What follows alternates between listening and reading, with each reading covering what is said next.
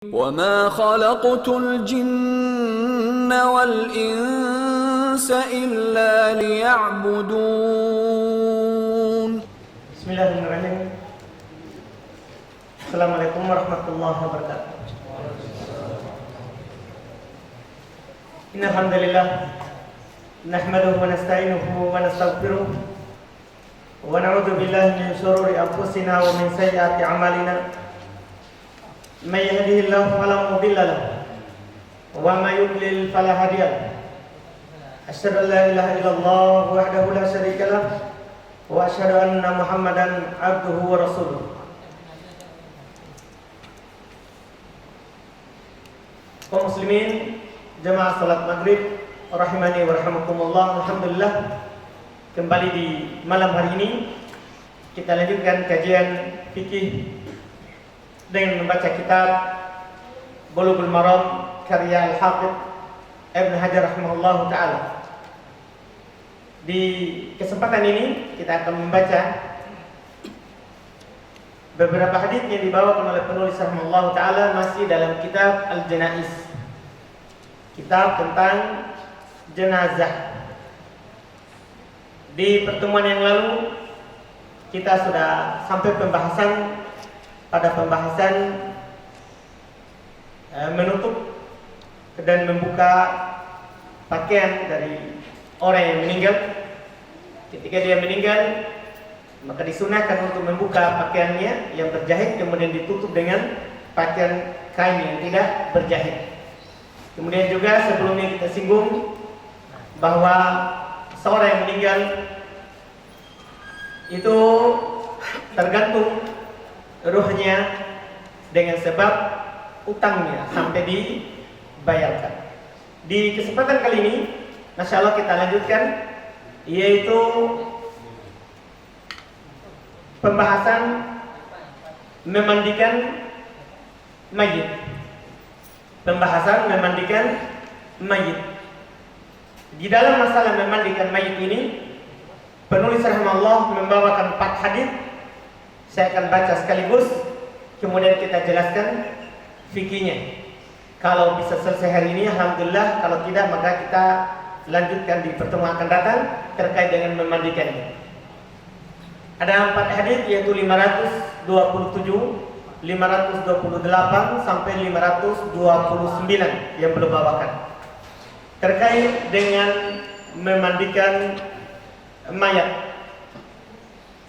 Kata beliau rahimahullahu taala, wa ani bin Abbas radhiyallahu taala anhuma anna Nabiy sallallahu alaihi wasallam qala fil ladzi saqata an rahilati famata iksiluhu bima'in wa sidrin wa kafinuhu fi thawbain, muttafaqun alaih. Ini hadis riwayat Imam Al-Bukhari dan Imam Muslim. Kata beliau dari Ibnu Abbas radhiyallahu taala anhuma, bahwasanya Nabi sallallahu alaihi wasallam bersabda pada orang yang jatuh dari kendaraannya, jatuh dari ontanya, yaitu saat wukuf di Arafah. Orang ini wukuf di Arafah dan wukuf di atas kendaraan, itu hal yang dibolehkan. Hal yang dibolehkan untuk wukuf duduk di atas apa? Kendaraan, tentunya di Arafah. Tentunya di Arafah. Orang ini jatuh dari kendaraannya dan meninggal, diinjak oleh ontanya. Kata Nabi SAW, iksiluhu bima'in wa sidrin, mandikanlah dia dengan air dan daun bidara. Wa kafinuhu fi thawbain, kafani dia dengan 2 kain kafan, yaitu pakaian ihramnya yang dibawa dengan yang di atas. Ini hadis 527. Kemudian berikutnya kata beliau rahimahullah, hadis kedua dalam masalah memandikan ini.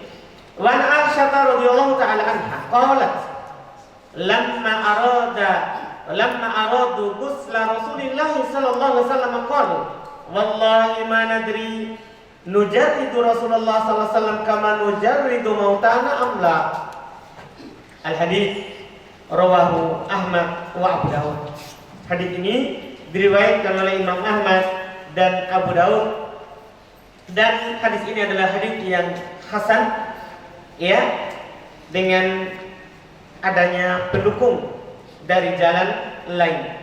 Kemudian artinya dari Aisyah radhiyallahu taala anha, beliau berkata, tatkala mereka, yaitu para sahabat, ingin memandikan Rasulullah SAW, mereka bilang, demi Allah, kami tidak tahu apakah kami membuka pakaian Nabi SAW sebagaimana kami membuka pakaian orang yang meninggal di antara kami ketika kami memandikannya atau tidak.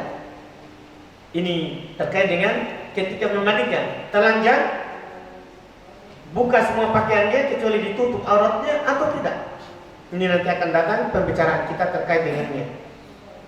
Kemudian hadis ketiga yang berbawakan, wa Ummi Atiyah radhiyallahu taala anha qalat, dakhala alaina an-nabi sallallahu alaihi wasallam wa nahnu nughassilu ibnatah faqala iksilnaha salasan aw khamsan aw aktsar min dhalika wa in ra'aytunna dhalika bima'in wa sidrin waj'alna fil akhirati kafura aw syai'an min kafur falamma faraqna adannahu fa alqa ilaina hiqwah faqala ash'irnaha iyah, muttafaqun alaih.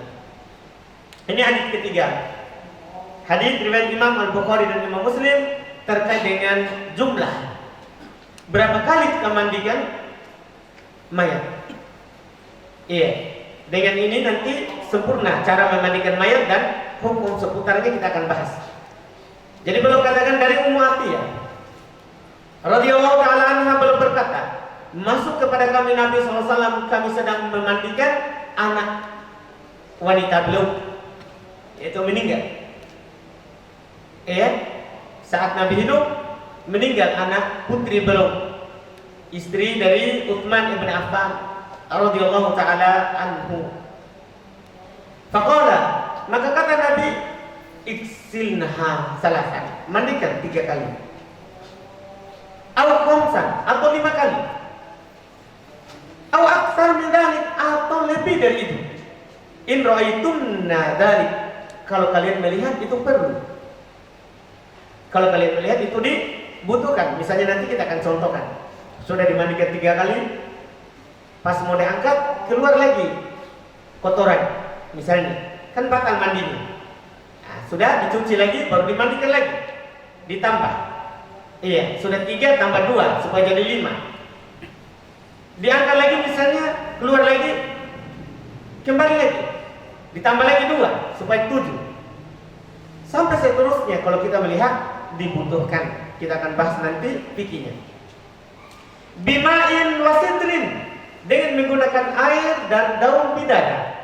Waj'alna fil akhirati kafura, jadikan pada air terakhir kafur, yaitu kafur barus. Aw syai'an min kafur, atau sedikit dari kafur. Falamma faraqna, tatkala kami sudah selesai adannahu, kami beritahukan kepada Nabi sallallahu alaihi wasallam, maka Nabi memberikan kepada kami hiqwah, sarungnya. Faqal, ini terkait dengan mengkafaninya nanti, insyaallah kita akan bahas setelah memandikan. Faqal, maka Nabi bilang, ash'irnaha iyah, bungkuskan dia dengan itu, dengan sarung itu. Ini hadis ketiga. Wa bi riwayatin, dalam riwayat, yaitu dalam riwayat Imam Al-Bukhari juga dan Imam Muslim, kata Nabi, ibda'na bimayaminiha, mulai dengan yang kanan. Ini cara memandikannya, sebentar kita akan terangkan. Mulai dengan yang bagian yang kanan. Wa mawadi al-wudu minha, dan tempat-tempat wudunya. Mulai dengan tempat-tempat wudunya. Wa bilafzi lil Bukhari, dalam lafaz Imam Al-Bukhari, fadafarna sya'raha salasata qurun fa'alqainaha khalfaha.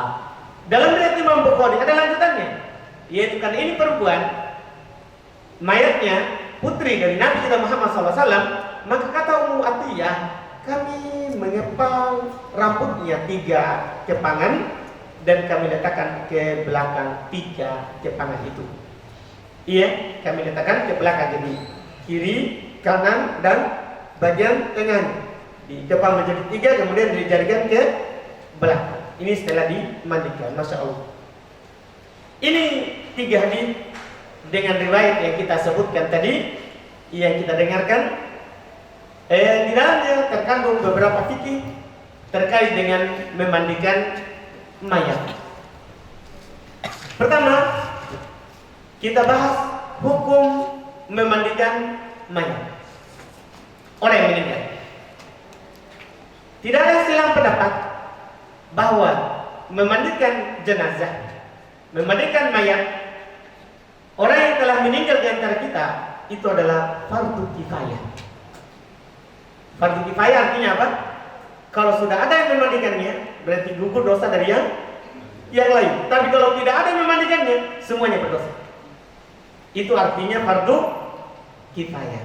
Ini tidak ada silang pendapat, sebagaimana yang dinukil oleh Al-Imam An-Nawawi rahimahullahu taala terkait dengan hal tersebut, ya, dari kalangan orang Syafi'iyah.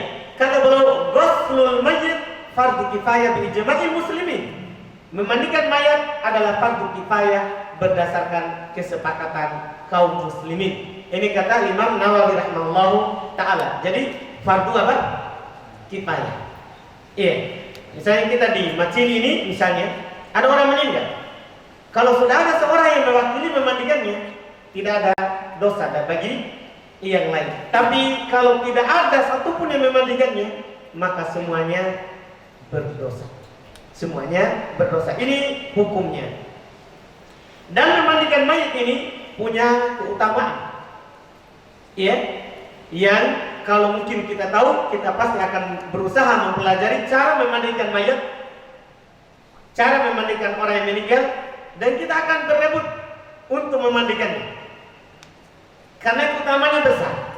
Disebutkan dalam hadis Abu Rafi radhiyallahu taala anhu dalam riwayat Al-Hakim Al-Baihaqi dan disahihkan oleh Syekh Al-Albani rahimahullahu taala. Kata beliau Rasulullah SAW bersabda, "Man ghassala musliman fakatama alaihi ghafarallahu lahu arba'ina marrah." Keutamaan besar. Siapa yang memandikan seorang muslim?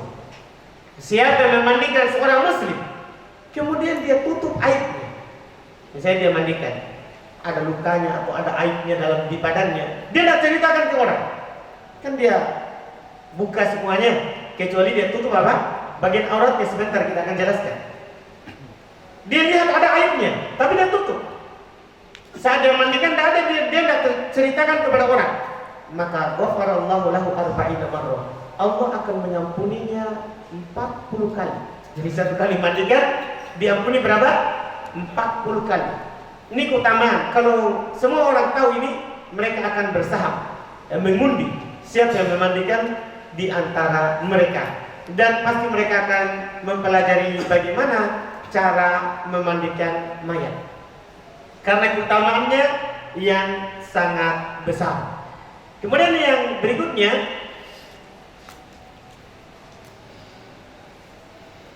sebagaimana yang diisyaratkan dalam hadis, yaitu masalah jumlah dalam memandikan mayat. Pertama, tidak ada silang pendapat di kalangan para ulama bahwa dalam memandikan mayat itu paling sedikit 3 kali sunnahnya. Tapi kalau dimandikan sekali apakah cukup? Itu pertanyaannya. Jadi kalau 3 kali itu sudah cukup. Tapi kalau ada orang memandikannya hanya sekali, dalam artian bagaimana itu sekali? Sebentar, kita akan jelaskan di cara memandikan mayat. Apakah cukup sekali? Ini yang diperselisihkan.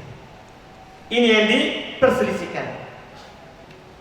Dari kalangan Hanafiyah, demikian pula orang-orang Dhahiriyah, pengikut Abu Hanifah dan pengikut Ibn Hazm Ad-Dhahiri dan Daud Ad-Dhahiri, mereka berpendapat bahwa tidak boleh kurang dari 3. Kalau kurang dari 3, tidak sah. Berdosa orang yang memandikannya kalau kurang dari 3. Ini pendapat mereka. Dalil mereka adalah hadis tadi yang kita baca. Hadis Ummu Atiyah yang kami baca tadi, ketika mereka memandikan siapa? Anak putri dari Nabi SAW. Apa kata Nabi kepada mereka? Iksilna salasa. Mandikan 3 kali. Kan langsung sebut. Mandikan 3 kali. Atau 5 atau lebih. Awal startnya apa kata Nabi? Mandikan 3. Ini kata mereka. Ini dalilnya. Sementara mayoritas ulama madhab dari kalangan Malikiyah, Hanabilah, dan Syafi'iyah, pengikut Imam Syafi'i, mereka berpendapat sunnah 3. Sunnah 3 yang wajib sekali saja. Maksudnya kapan sudah sekali sah. Tapi kalau 3, Masya Allah itu sempurna. Telah menjalankan apa? Sunnah. Apa dalilnya? Mereka berdalil dengan hadis Ibnu Abbas yang sebelumnya saya sebutkan. Jadi sama-sama punya dalil ini dibawakan oleh Ibnu Hajar dalam buku Syafi'iyah terkait dengan orang yang jatuh di kendaraannya. Apa Nabi bilang? Iksilu bima'in wasid. Mandikan dengan air dan daun bidang. Kan tidak ada bilangannya. Tidak ada bilangannya. Kenapa bisa mayoritas berpendapat wajib 1, hanya Abu Hanifah berpendapat 3 harus? Mereka lihat hadisnya. Hadis Ummu Atiyah itu kan di Madinah. Ketika meninggal siapa? Zainab. Hadis Ibnu Abbas itu saat haji wada, haji terakhir Nabi. Artinya hadis Ibnu Abbas menghapus hadis Ummu Atiyah. Mungkin bisa kita pahami. Artinya ini kan seperti pertentangan antara 2 hadis. Satu Nabi bilang 3, satunya Nabi bilang apa? Mandikan saja dengan air dicampur daun bidara. Berarti kan sekali. Gimana ini komprominya? Mereka katakan hadis Ummu Atiyah itu lebih duluan dan hadis Ibnu Abbas itu belakangan karena di haji terakhir sebelum Nabi meninggal. Maka ini namanya ada dalam bab nasakh wal mansukh. Hukum yang mewajibkan 3 itu dihapus menjadi sunnah 3. Sunnah 3. Ini pendapat mayoritas ini yang lebih kuat. Maksudnya apa? Wajib 1 saja, itu yang wajib. Kalau sudah sekali jatuh kewajiban. Tapi kalau sampai 3 kali itu telah sempurna dan telah melakukan apa? Sunnah. Ini pendapat yang paling pertengahannya sesuai dengan dalil yang kita baca. Kemudian masalah berikutnya, apakah kita membuka semua pakaian dari si mayit ketika memandikannya? Ini ada sedikit perselisihan di kalangan para ulama. Sebagian dari ulama Syafi'iyah, yaitu pengikut Imam Syafi'i, demikian pula satu pendapat dari Imam Syafi'i rahimahullah, yaitu yang mereka ikuti, satu pendapat dari beliau bahwa sunnah ketika memandikan mayat pakaiannya tidak dibuka. Maksudnya sunnah pakaiannya tetap ada, itu sunnah. Maka nanti dalam masalah mengkafani, sebelum dia pakaikan kain kafan, saat dilapnya mereka buka pakaiannya, tentunya di bawah kain yang menutupi seluruh apa? Badannya. Tentunya dibukanya dengan cara digunting karena pasti sudah kaku. Sudah kaku sebagaimana yang kita sebutkan di pertemuan yang lalu. Iya.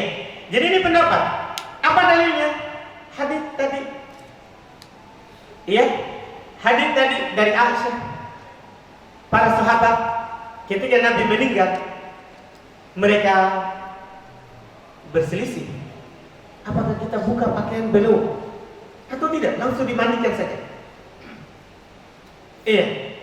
Itu dalil mereka. Sementara ulama lain yang seperti Abu Hanifah, Imam Malik, dan ini yang terkenal dari madhabnya orang-orang Hanabilah, bahwasanya sunnah untuk dibuka dan ditutup auratnya saja, yaitu dari pusar sampai ke lutut. Ya, dari pusar sampai ke lutut.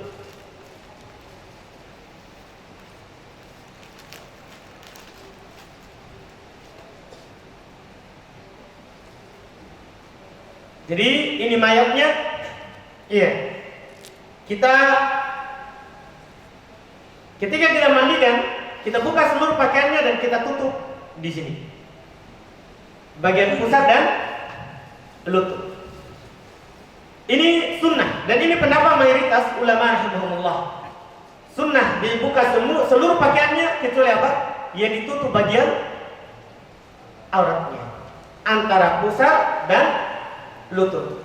Ini pendapat yang benar. Kenapa? Karena hadis tadi kan dikatakan oleh Aisyah, para sahabat bilang, kami tidak tahu apakah kita buka pakaian Nabi seperti orang-orang meninggal di antara kita. Jadi orang yang meninggal di antara mereka buka, cuma mereka berselisih apakah Nabi kita buka. Jadi kan ya, karena Nabi punya kemuliaan, badan beliau dalam badan yang berkah. Nah, jadi yang mereka berselisihkan Nabi. Adapun selain Nabi, mereka kan bilang, sebagaimana kami membuka pakaian orang-orang yang meninggal di antara kami. Ini pendapat yang benar, bahwa sunnah. Walaupun ini dibilang sunnah, artinya walaupun kita tidak buka, tidak ada masalah. Tidak ada masalah. Iya, cuman sunnahnya dibuka. Ada Rasulullah SAW, para sahabat tidak membuka, karena itu kekhususan Nabi SAW. Ini jadi dibuka. Nah, sekarang masalah selanjutnya sebelum kita memandikan, masalah terakhir sebelum memandikan, perlu diperhatikan bahwa tidak boleh bagi orang yang memandikan mayat melihat kepada aurat si mayat, tidak boleh. Itu diharamkan. Melihat kepada apa? Aurat diharamkan. Iya. Disepakati oleh para ulama rahimahullah taala terkait dengan hal tersebut. Sebagaimana yang dinukil oleh Ibnu Abdul Bar rahimahullah, ulama Malikiyah. Ya.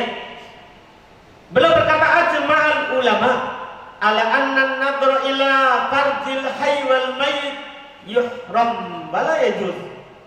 Sepakat para ulama bahwa melihat kepada kemaluan kelamin, ya, orang yang hidup dan meninggal haram, tidak boleh.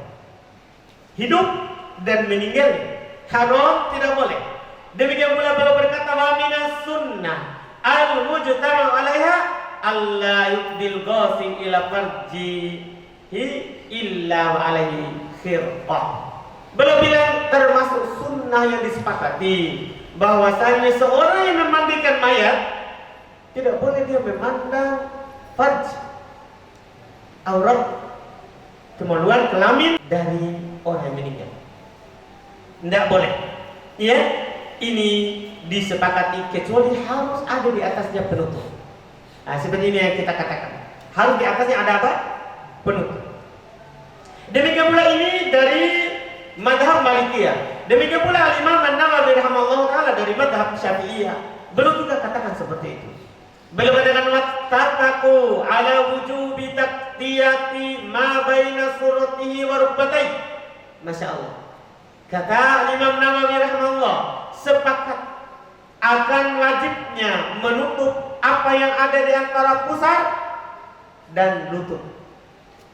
Wajib, sepakat para ulama untuk menutup apa yang ada di antara pusar dan lutut. Ini disepakati. Jadi ini kita buka seluruh pakaiannya dan kita menutup di bagian auratnya, yaitu ada sarung, ya, tentunya sarung yang warnanya bukan putih, ya, supaya tidak nampak auratnya. Jadi kita tutup. Iya. Sekarang kita masuk dalam masalah memandikannya.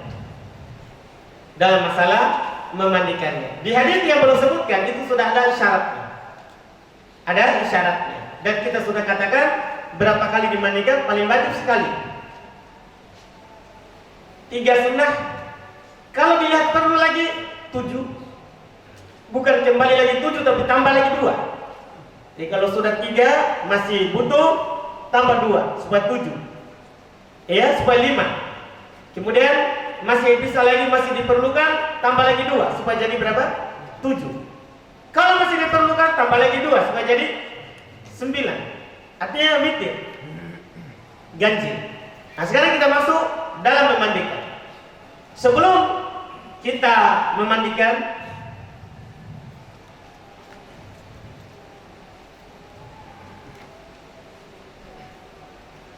kita siapkan, hayalkan ini ember.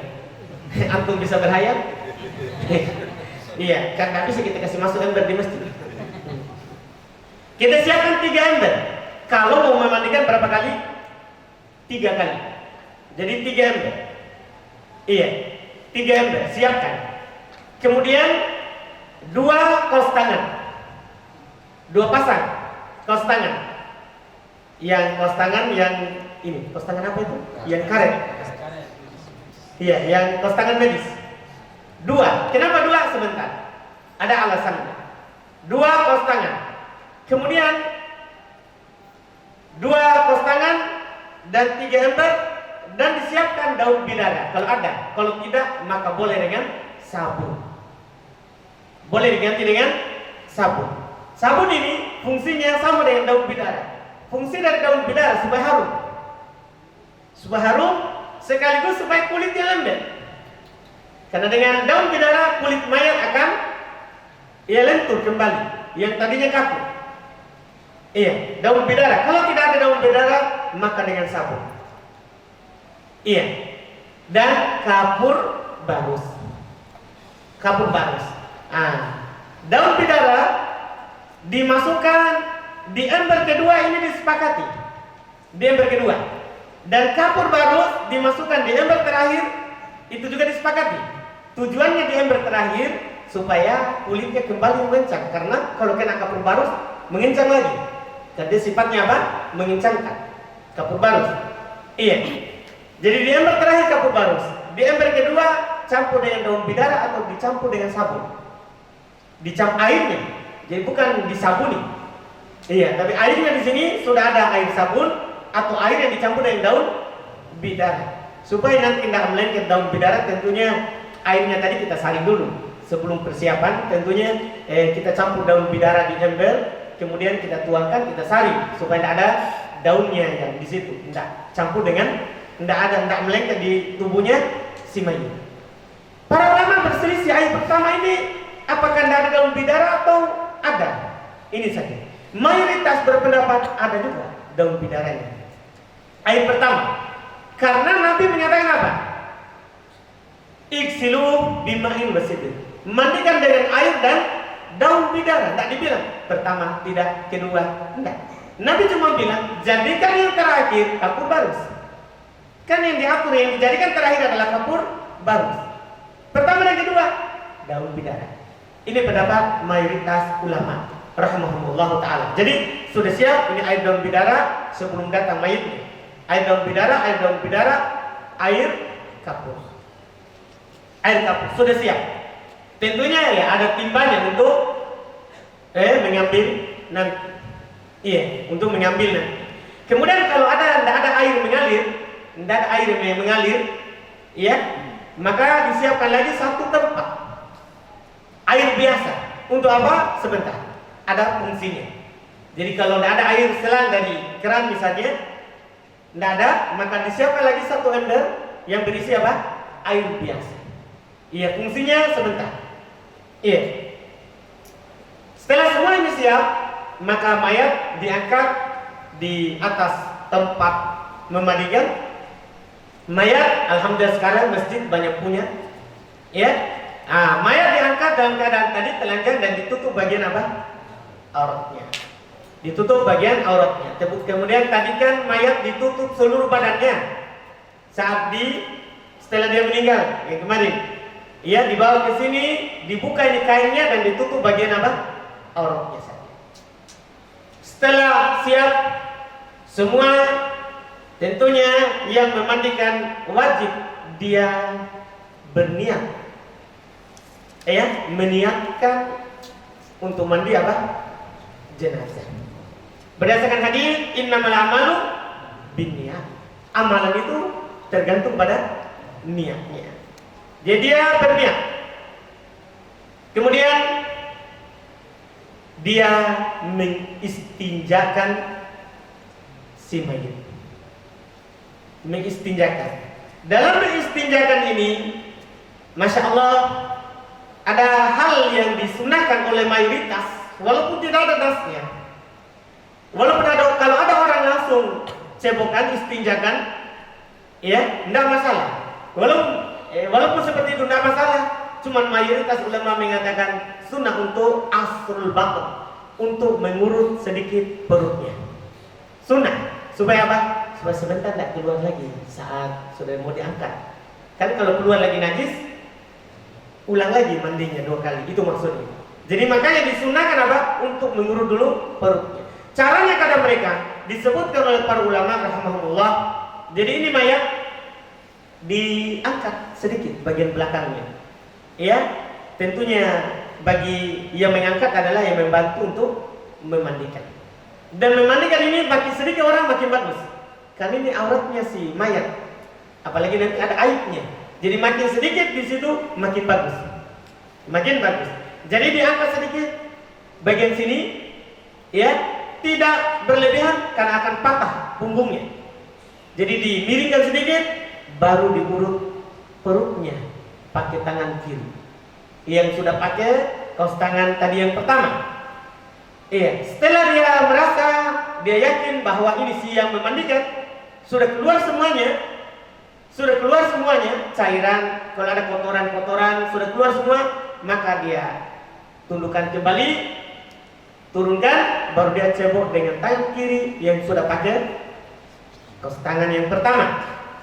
Jadi cara ceboknya adalah apa?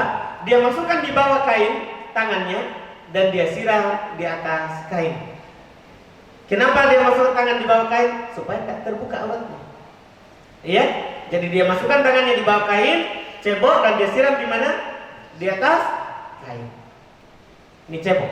Dia setelah dia merasa, dia yakin, pokoknya dia perlakukan seperti dirinya. Seperti apa? Dirinya yang cebok. Kalau dia rasa bahwa ini sudah bersih, maka sudah dia buka kaos tangan tadi, baru dia simpan, dia pakai lagi yang baru. Inilah kenapa kita siapkan berapa? 2 pasang tadi. Iya. Jadi dia buka dan dia pakai apa? Yang baru. Setelah itu selesai, maka dia membaca Bismillah. Dia membaca Bismillah. Iya. Dan memulai dengan mewudukan si mayat. Jadi dia wudukan seperti dia wudukan dirinya. Semuanya, yang dicuci dia cuci, yang diusap dia usap, semuanya. Para ulama hanya berselisih, apakah dikumur-kumurkan juga dan dimasukkan air ke hidungnya? Ini saja yang mereka berselisih terkait dengannya. Kenapa itu berselisih mereka? Karena mayat kan tidak bisa keluarkan kembali. Tidak bisa dikeluarkan kembali. Ya kalau kita masukkan air, akan masuk langsung. Itu menyakiti mayat. Karena kalau kita dimasukkan begitu, sakit atau tidak? Ada orang kita kasih begini baru kita masukkan, sakit kan? Gimana Bapak? Saat hidup ini, begitu. Menyakiti mayit sama dengan menyakiti orang yang hidup. Ini mereka berselisih. Apakah dia kumur-kumur juga dan masukkan air hidup atau tidak? Mayoritas ulama sama. Cuman caranya yang beda. Caranya tidak dimasukkan air, tapi dibasahi tangan kita, baru di tangan kita yang dimasukkan ke hidungnya dan dimasukkan ke mulutnya. Jadi bukan air yang dimasukkan, tapi tangan kita yang dibasahi, kemudian kita masukkan tangan kita gimana? Ke hidung atau di mulutnya. Itu caranya. Jadi intinya berarti diwudukan seperti orang hidup. Kita mulai dengan telapak tangannya 3 kali. Kemudian kita kumur-kumurkan dan masukkan tangan yang basah ke hidungnya, bukan masukkan air. Tangan yang basah ke hidungnya, ya. Kemudian ini juga perlu hati-hati, banyak orang di sana kadang mereka masukkan air. Ini bahaya, nanti keluar lagi air di belakang, menyebabkan itu batal mandinya. Karena kalau keluar lewat sini berarti dihitung najis, kencing lagi. Makanya tidak dimasukkan air supaya tidak masuk. Ya, tidak keluar lagi nanti saat diangkat. Ya, dikumur-kumurkan dan di istintar dan istinsyar dimasukkan ke hidungnya, basahan tangan kita. Setelah itu dicuci mukanya, tentunya hati-hati, ya, supaya tidak masuk air di mana, di mulut atau di hidungnya.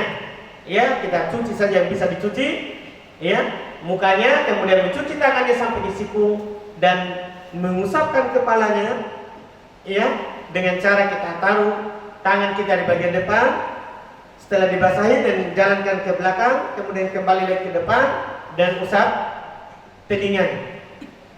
Usap telinganya. Setelah itu kita cucikan kakinya. Kita cucikan kakinya. Setelah selesai, maka kita amalkan hadis yang ada di hadapan kita yang disebutkan oleh Ummu Atiyah radhiyallahu taala anha, ibda'na bima yaminiha, mulailah dengan bagian kanannya. Jadi ketika kita mandikan sekarang, selesai wudu, berarti kita siram kepalanya, rambutnya, kepalanya, sudah semua, maka mulai di bagian kanan. Kita siram bagian ini atas. Jadi ini mayatnya yang tidur terlentang menghadap ke atas. Kita siram bagian kanannya dulu, dari atas sampai ke bawah. Setelah itu kita miringkan, kita siram bagian bawahnya sini. Karena kalau kita siram sini kan tak kena sini. Ya, sudah selesai di bagian atas siram, kemudian bagian bawahnya kita siram. Selesai, pindah ke sebelah bagian kirinya, atasnya, kemudian kita miringkan, kita siram bagian bawahnya. Dari atas sampai ke bawah. Ini sekali. Itu terhitung sekali. Jadi wudu, kepala dengan air daun bidara, atau kalau tidak ada daun bidara berarti air apa? Sabun. Kepala siram kanan atas, kanan bawah, kiri atas, kiri bawah, sampai selesai semuanya, basah semua, selesai sekali. Itu hitungannya sekali. Itu hitungannya sekali. Kemudian yang kedua sama dengan yang pertama, bedanya tidak ada wudu. Bedanya tidak ada apa? Wudu. Itu saja bedanya. Jadi yang kedua langsung kepala kanan atas dimiringkan, kanan bawah, kiri atas dimiringkan, kiri bawah. Kiri bawah. Dengan itu selesai kedua. Kalau sudah rata semua air, selesai kedua. Setelah itu terakhir, air yang dicampur dengan apa? Kapur baru. Sama seperti tadi, bedanya tanpa wudu. Bedanya dengan yang pertama. Jadi kedua, ketiga tidak ada lagi apa? Wudu. Jadi kita sama persis. Kepala kanan bagian atas kita miringkan, kanan bagian bawah pindah ke kiri, kita miringkan, kiri bagian bawah. Selesai 3 kali. Selesai apa? 3 kali. Iya. Ini perlu diingat juga, tidak perlu kita sabunkan mukanya, sabunkan. Nah, ini bukan mandi bersih, ini mandi orang meninggal. Iya. Kewajiban kita yang hidup untuk memandikannya. Karena kalau kita sabun lagi mukanya, masuk di matanya, masuk di hidungnya, masuk di mulutnya, sakit nanti. Jadi itu saja yang dilakukan. Ini mandi yang kewajiban kita. Dia sudah tidak punya kewajiban karena dia sudah meninggal, tidak mukallaf lagi, tidak ada beban syariat untuknya. Kita ini yang dibebankan untuk memandikannya. Dan memandikan cuma begitu saja, ya. Karena nanti masalah, nanti ada dakinya belum harum, kan nanti ada dikasih parfum lagi. Sunnah setelahnya, setelah memandikannya. Jadi ini dengan 3 kali itu tadi selesai memandikannya. Selesai memandikannya. Kemudian kalau perempuan ditambah di hadits Ummu Atiyah dalam riwayat Imam Al-Bukhari, perempuan disisirkan rambutnya dan dibagi 3, bagian tengah, samping kiri dan kanan dikepangkan dan diarahkan semua ke belakang. Semua ke belakang. Ini tambahan dan dengan itu selesai memandikan mayat. Bisa dilihat ini caranya seperti itu tadi. Mudah saja. Tidak ada rumitnya. Tidak ada rumitnya. Karena memang Nabi cuma bilang mandikan dia dengan air dan daun bidara. Jadikan yang terakhir kapur. Tidak ada macam-macam. Kemudian Nabi katakan mandikan 3 kali. Jadikan yang pertama adalah wudunya, kemudian bagian kanan, setelah itu bagian kiri. Kan mudah sekali. Iya, karena Nabi bilang mandikan 3 kali, berarti kita siapkan airnya berapa? 3. Paham kan? Kemudian siapkan air yang 1 untuk cebok. Untuk cebok. Kalau tidak ada air yang mengalir, kalau ada air yang mengalir, maka kita cebok dengan air yang mengalir. Air yang mengalir. Dipahami ini? Selesai. Cara memandikan mayat. Iya, mudah-mudahan bisa dipahami. Ini kesimpulan yang disebutkan di hadis kita tadi. Kemudian masalah berikutnya yaitu hukum memandikan mayat dengan air hangat. Hukum memandikan mayat dengan air hangat. Mayoritas ulama rahimahumullah mereka menyebutkan bahwa si mayat itu dimandikan dengan air biasa. Itu asalnya. Kecuali dibutuhkan, boleh pakai air hangat. Maksudnya dibutuhkan bagaimana? Misalnya kotor sekali badannya, tidak bisa hilang kotoran itu dengan cepat kecuali dengan air hangat. Boleh. Asalnya dimandi dengan air biasa. Ini pendapat mayoritas para ulama rahimahumullah ta'ala. Kemudian masalah juga berikutnya terkait dengan memandikan mayat ini. Bagaimana kalau mayatnya itu meninggal dalam keadaan junub atau dalam keadaan haid? Karena kalau kita lihat di masyarakat ada mandi salah namanya. Betul nggak? Iya, betul. Pak Syari lihat mana Pak Syari? Nggak ada. Iya, ada mandi salah. Mandi salah ini kenapa? Kenapa mereka bilang mandi salah setelah meninggal? Mandikan dulu sebelum nanti mandikan. Kata mereka jangan sampai dia junub. Atau kalau perempuan dia apa? Haid saat dia sakit. Sekarang pertanyaannya, apakah memang disyariatkan untuk mandi salah sebelum mandi benar? Salah sebelum mandi benar. Iya. Apakah disyariatkan atau tidak? Ini sebagian orang menyatakan disyariatkan 2 kali mandi. Artinya mandi salah dulu, tadi setelah dia meninggal, ya karena junub atau haid, ya atau sangkaan dia junub saat dia sakit. Cuma dia tidak mandi karena sakit. Dia mandi salah dulu. Sebagian menyatakan seperti itu. Ini dinukil dari sebagian pendapat ulama, seperti dinukil dari Al-Hasan Al-Basri. Katanya disunahkan mandi 2 kali kalau memang dia junub atau dia haid. Iya, kalau dia mandi junub, kalau dia junub atau dia apa? Haid. Disunahkan seperti itu katanya. Iya. Cuma pendapat ini tidak ada dalil. Pendapat ini tidak punya dalil. Makanya mayoritas ulama rahimahumullah mereka berpendapat tidak disyariatkan mandi salah itu. Ya, tidak disyariatkan mandi 2 kali, bahkan walaupun dia junub. Kenapa? Alasannya orang meninggal walaupun dia junub kan hilang dari taklif. Tidak ada lagi beban untuk mandi wajib. Kan ini mandi wajib disyariatkan untuk siapa? Untuk orang yang sudah balik hidup, laki-laki atau perempuan. Itu kan begitu. Orang meninggal, dia sudah keluar dari beban syariat. Sudah tidak dibebani lagi. Kalau kita bilang begitu mandi juga disyariatkan, Berarti suruh dulu sholat sebelum dikubur. Kan sama Pak, sama. Ini kan beban apa? Beban syariat. Makanya tidak disyariatkan mandi 2 kali.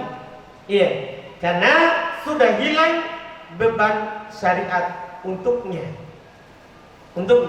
Adapun kita disuruh memandikan, kan itu perintah ibadah. Kita beribadah kepada Allah dengan memandikan orang yang meninggal. Bukan karena dia yang beribadah dengan memandikan.